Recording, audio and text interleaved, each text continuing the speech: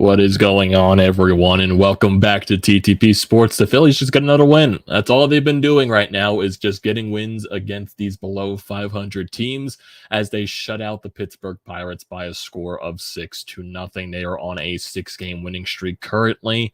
And honestly, ever since that, 4-game Mets series, a lot of people were asking the Phillies to, win a bunch of these games in this rest of the homestand against the Reds and the Pirates. And so far, they've won the first 6 of those games, and they have a chance to sweep the series tomorrow against Pittsburgh with Noah Syndergaard on the bump. And that would make it 7 straight wins and just, everything. Today's game, very calm, very easy at this point. Very quick game. Kyle Gibson was fantastic in this one. And the offense just did their job early in the game once again. But this time, Kyle Gibson made sure the Pirates, didn't try to, think they could be involved in this game because that's how good Kyle Gibson was in this one. And I have a little problems with the Pittsburgh Pirates. I'm going to share my frustrations with the Pittsburgh Pirates in this game because they did a lot of things that irked me. They showed, even though they are a bad team, because they are a very bad team, and they probably don't think the game well. But when you're down 6-0. You're intentionally walking Bryce Harper.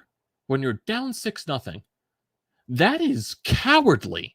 That is so cowardly to walk Bryce Harper. My God, that just irritated me. Like, seriously, the fans come to see Bryce Harper's return, and he gets intentionally walked twice. Twice. When the team is winning by 6 runs. 6 runs. You're intentionally walking the guy. Twice. Cowardly. Cowardly, cowardly, cowardly. And that's why you're a bad team, Pittsburgh. That is exactly why you were a bad team. That's why the Phillies took care of business. That just irked me. It did. I feel like it irked everyone. We're just like, why are you intentionally walking Bryce Harper when you're down 6-0? It just doesn't make sense. It just feels like you're trying to piss Philadelphia off in that instance. All the fans come to the ballpark. It was 30+ thousand at Citizens Bank Park tonight. You're intentionally walking Bryce Harper twice to, take away the experience from the fans, to possibly see him make a big hit in this ball game. And he doesn't get that opportunity. He just doesn't. It sucks. I hate that. I hate that energy from Pittsburgh. Granted, they're a bad team. They're a very bad team. I just hate it. I just hate it overall. I just do. That just irked me and made my blood boil. I wanted to see Bryce Harper do something, and Pittsburgh ruined that for me. They did.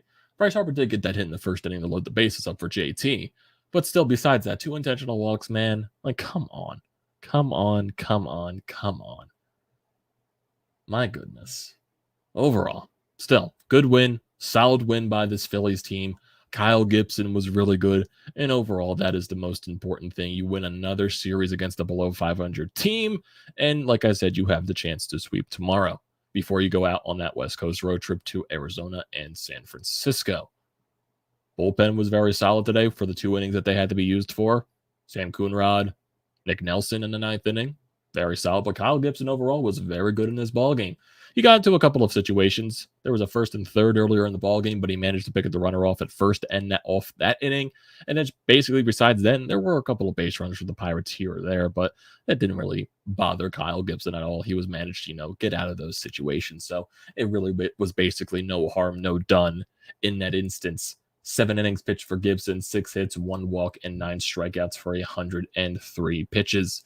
ERA drops to 4.08, and then you get the rest of the bullpen. Coonrod was solid with a strikeout, and then Nick Nelson got 2 strikeouts in the 9th as well. Both of those guys pitched 11 pitches. And then Sam Coonrod, this is his 3rd or 4th appearance straight to start the season without allowing an earned run.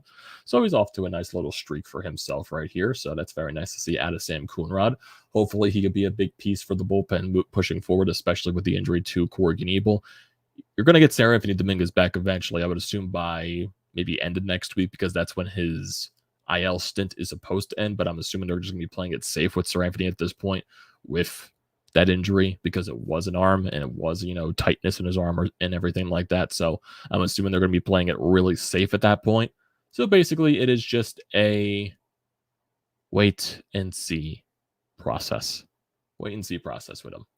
overall, like I said, very solid game. You got on the board early once again. You jumped on this Pirates team, scored 3 runs in the first inning. Rhys Hoskins, he gets hit by a pitch. Alec Bohm gets a single. Bryce Harper gets a single to load the bases up. And then JT Realmuto, he doubles down the left field line, clears the bases, scores 3 runs there, makes it a 3-0 ball game for the Phillies. Then you go to the bottom of the second inning. More runs. Gene Segura leads off with a walk. Kyle Schwarber then walks. Rhys Hoskins gets a single to center field, which scores Segura, makes it 4-0. And then Alec Bohm gets into a force out, which allows Schwarber to score, make it a 5-0 ball game. And this is one of the situations where Bryce Harper got intentionally walked when they're up 5-0. And then JT struck out with a couple of runners on, but still, you're leading 5-0 at that point. Go to the bottom of the third inning. Then Castellanos leads off, hits an opposite field shot to right center field, goes over the wall. Solo shot for him. 6-0 Phillies. And that's basically the only runs the Phillies got. Well, that's all for the offense and the Phillies in this game. They did have a couple more chances going on later in the ball game, but at this point, it was 6-0. Kyle Gibson was really good. And overall, that's basically it. You had some chances here or there, but basically your pitching was really good in this game and just completely shut down Pittsburgh. Didn't do what they did yesterday and allowed them to come back into the game. This time you had a pitcher out there, savvy vet and Kyle Gibson, that just went and shut the door. That's basically all it is for this game. Very simple. Very, very simple game overall. So yeah, really honestly, besides the first couple of innings, not that much happened in this ball game. Besides those intentional walks to Bryce Harper, which still annoy me. Like, seriously. You're intentionally walking Bryce Harper later in the ball game with a 6-0 deficit. Like, what is your goal there? Just to piss off everyone? It just irks me. It did. It completely irked me at that point. It completely irked me. It really did. It just did. And it's funny, too. I think the Phillies, they showed it at the end of the game. In their last 30 games, they're 22-8. So they've been winning a lot of games. Winning a lot of games. 3 of those losses were to the Mets. But over that entire stretch of time, they won a lot of games. And they put themselves in a very nice spot. They're 72-55 on the year. They move up a little bit, once again, above the San Diego Padres for that second wild card spot. But currently, the Padres are winning 4-3 in the top of the 7th inning against the Royals. So looking at the standings, just to, make sure of everything, Phillies with the win, they move back to 3 games above the Padres for the second wild card spot. If the Padres were to win, it would go back to 2.5 games, just like it was today, because the Padres won last night's ball game against the Royals.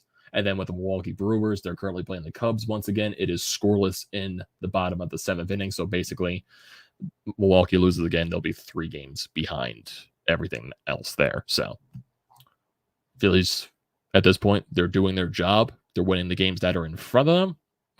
And they got some nice separation. Basically, 2.5 game lead above the Padres is technically a 3.5 game lead because you do have the tiebreaker with them and the Brewers. So you're in a really good spot right now. All you got to do is win the games that are in front of you. And you have a lot of games in front of you against teams that are below 500. And if you want to count the Giants in there too, because they're a team that's like hovering around the 500 mark. They're 61-63, but currently they are a below 500 team, but we'll just call them like a 500 team at this point. But overall, you put yourself in a really good spot. And that's basically it in this situation for this team. The only thing that matters. Put yourself in a really good spot. You are 7 games behind the Braves, even though I don't expect us to catch up at all. The Braves are basically going to be battling with the Mets for that final spot, well, the first place in the NL East division. And the Braves, after tonight, I think they're still playing the Cardinals, but they are 2 games behind the Mets.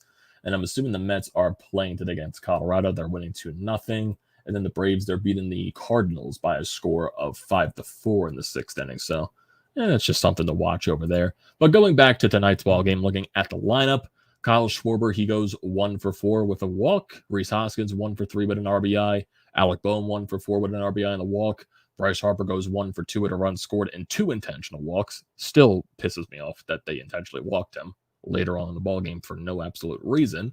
JT Realmuto, he goes 1 for 4 with 3 RBI. Nick Castellanos 1 for 4 with the solo shot. Bryson Stott 0 for 4 in this ballgame, 2 strikeouts.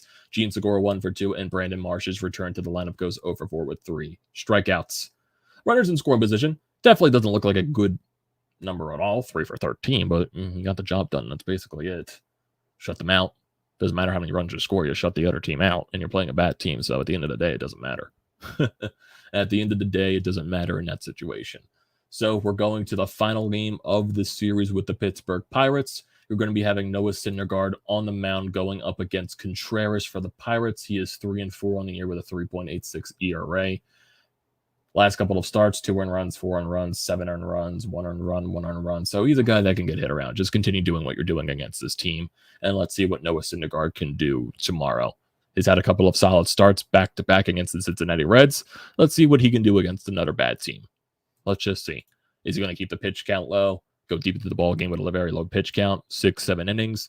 It's nice seeing, Aaron Nola bounce back from his sluggish start against the Mets. Kyle Gibson bounce back from that sluggish start against the Mets. So it's nice seeing those two have that bounce back. So it looks like the day off that Rob Thompson gave him, it paid off for a little bit right here. So definitely let's see what happens with Noah Syndergaard tomorrow. I think Ranger Suarez is going to be pitching the first game of the Diamondback series. Yeah. So it'll be Ranger Suarez going up against Zack Gallen, Aaron Nola up against Madison Bumgarner.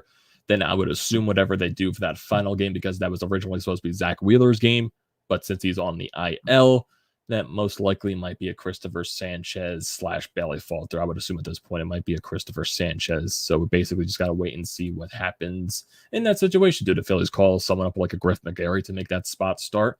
You just got to wait and see at that point. And then if you go to the San Francisco Giants series, Kyle Gibson, Noah Syndergaard, Ranger Suarez in that series. And then you kick off back home with Miami, Washington, and then go on the road against Miami. And then you go to that rest of the schedule: Braves, Blue Jays, Braves, Cubs, Nationals, Houston to close out the year. And the end of the season is coming up quicker than you honestly think at this point. Almost at the end of August. Basically, at this point, just win the games that are in front of you. That's all you got to do. You take advantage of a lot of these games against these below 500 teams, you're going to be in a very good spot. In a very, very, very good spot. Because like we've talked about it in the past, if you look at the Padres schedule, the Padres definitely have a tougher schedule going down the stretch, because they do face the Dodgers, I think, 2 more series at the end of the year. They also face the Giants as well. I know the Milwaukee Brewers, they have a stretch where they play the Cardinals, Yankees, and the Mets 3 series in a row. So that's definitely going to be a really tough series for Milwaukee. It's basically, like I said, you just got to win the games that are in front of you. And especially you've been taking care of business against bad teams all year. Besides maybe like 1 or 2 series against the Cubs and the Texas Rangers. But overall, you've been really good against below 500 teams this year. Just continue to do that. Continue to do that overall. And you will be set in stone. 72 wins on the year. You're putting yourself in a really good spot. A really, really good spot. So yeah. Honestly, there's not even that much more to talk about this game, because that's how quick this went, and that's how much, I guess, little action happened at the end of the game, because all the runs came in the first 3 innings. So honestly, really not that much happened. It was just, I want to see Bryce Harper go deep one of these games, though. I want to see him go deep tomorrow. It'd be insane just to see that ballpark erupt when he finally hits that home run. I think he's eventually going to get it, but the Pirates are too busy being cowards and intentionally walking him in unreasonable situations. It just doesn't make sense. They just want to ruin the fun. That's basically it. You get, what was it? I think it was the bottom of the 6th inning where they intentionally walked him for the second time. And then when in Kyle Gibson's last inning in the 7th, there were a lot of, bad calls by the umpire, called strikes. And maybe that's what the Pirates deserve for intentionally walking Bryce Harper. Karma could be a major bitch. I know I'm being petty about the whole intentionally walking Bryce Harper. It just annoyed me, because I wanted to see Bryce Harper get another at bat. I'm just seeing, they're saying, what are the Pirates going to do? You're seeing the manager and all that stuff, and they wave the 4 to the umpire to intentionally walk him, sending the first base. I'm like, are you gotta be kidding me? You goddamn cowards. You goddamn loser, coward type of energy. My God, that annoyed me. It just did. It completely did. I'm seeing a lot of Brandon Marsh hate in the live feed. Why are we hating on Brandon Marsh? I don't understand it. I don't get it. Why are we hating on Brandon Marsh right now? Because he went 0 for 4 with 3 strikeouts? It's his first game back since the IL. He's had a couple of big hits for us since being traded over here. Some big RBI singles. Why are we hitting on Brandon Marsh right here? Like, you're seriously looking at this entire game, and the thing that you're taking out is that you don't like Brandon Marsh? I just don't understand it. What are you expecting him to do? Hit 500? I don't understand. I just don't understand the Brandon Marsh hate. I completely don't understand it. When you have a guy like Kyle Schwarber in left, Nick Castellanos in right, taking care of all the offense, maybe you can live with having a defensive first center fielder. Matt Vierling isn't doing much for you. They're not going to bring Odubel back. Look at his entire time here. I'm not going to sit here and just complain about Brandon Marsh. That's not the entire situation here. I'm not going to make my major takeaway of the game Brandon Marsh. I'm just not going to do that. Miss MPTR, I know you want Odubel back. I know that because you've said it before. But it's not happening. It is not happening. Brandon Marsh, you have him under control for a long time. He's going to be the center fielder of the future for this team right now.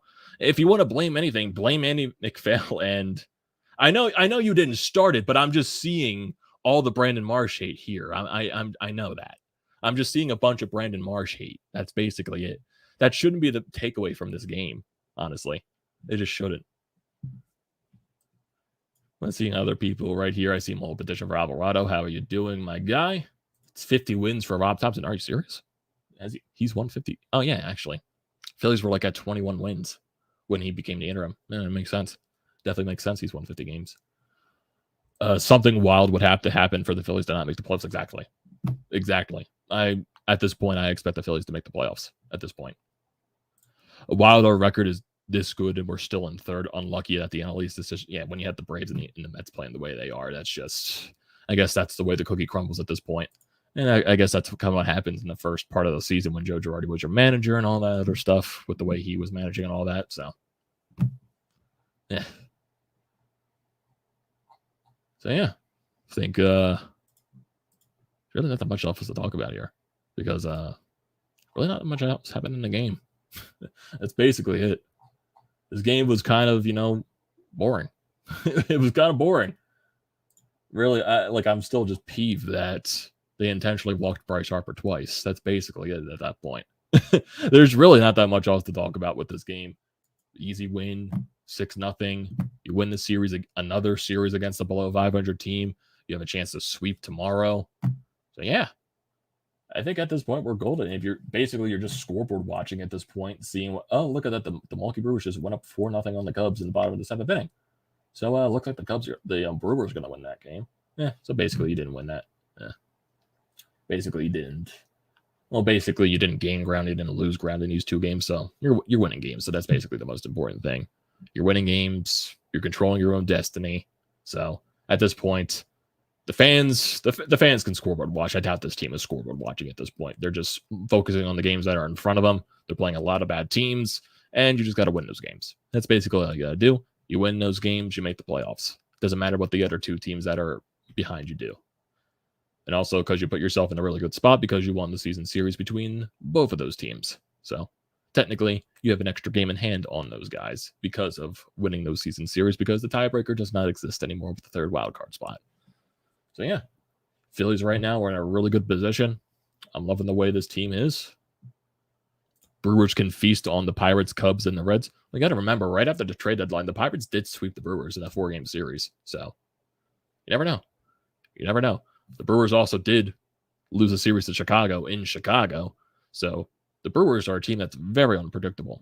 You cannot gauge what the Brewers are. They got good pitching. They don't got a good offense. So, it's barely hit or miss with that team. So, even though they won, actually, the Cubs won yesterday. Yeah, the Cubs won yesterday in extra innings. I watched the end of that game. I don't know what I'm talking about there. But, yeah, the Brewers right now, Padres, even though the Padres, they lost that 2-game series to the Guardians. Actually, I want to look at the Padres schedule again just to sum it up again. Just so I can look at everything here with this team. So after this series with Kansas City, they got a tough stretch coming up here. They got a series against San Francisco, Los Angeles, Arizona, Los Angeles again, and Seattle and Arizona. So that's a tough stretch for them. And then after the 4-game series in Arizona, they play St. Louis for 3 games in Colorado. Playing in Coors Field is always a tough task because for some reason the Colorado Rockies always play better at home. I guess that's the Coors effect there. Then they have a 3-game series against So here's their schedule to end off the year. The last 3 series for the Padres this year. 3 games set against the Dodgers, 3 games set against the White Sox, and a 3 game set against the Giants. So the Padres, honestly, they have a tough schedule. They can easily drop out of this wild card race. They can. Because really the toughest stint for the Brewers is that three series stretch between the Cardinals, Yankees, and the Mets. Even though the Brewers, they've lost the bad teams this year, technically their schedule is easier than the Padres. The Padres are facing a lot of tough teams upcoming, especially teams in their own division. Even though Arizona is still a below 500 team, they're not a good team at all. They still can do damage in some games. Like Arizona, they're not as bad as like a Pittsburgh. They're not as bad as Chicago. Arizona's got 57 wins. So they're a team that's going to win here and there. So they still could be a tough out for the Padres. So Padres got a tough schedule upcoming. So maybe they're the team that drops off. Never know at that point. Definitely never know. But yeah, I think that is where we stand at this point. No score update to talk about at all. Right now, yeah, Padres are still winning in the 8th inning. Brewers are still winning. So yeah, I think this is where we're going to call it, everyone. So I thank you, everyone, for joining the stream. As always, do not forget to leave a comment in the comment section down below. I like to read those. Do not forget to drop a like on the video. Do not forget to check out everything in the description down below. Painted Lines, BrodesMedia. I recommend all that. I also recommend hitting the subscribe button because it goes a very long way. Join the TTP Sports family and also use the code TTP Sports, $20 off your first purchase at SEATGEEK. Get yourself to any upcoming Phillies home game to see Bryce Harper back in action and just go see this team play. And also for any events that you can think of. It's a great deal. Don't pass it up. TTP Sports, $20 off your first purchase at SEATGEEK. Thank you, everyone, for joining once again, and I'll see you next time.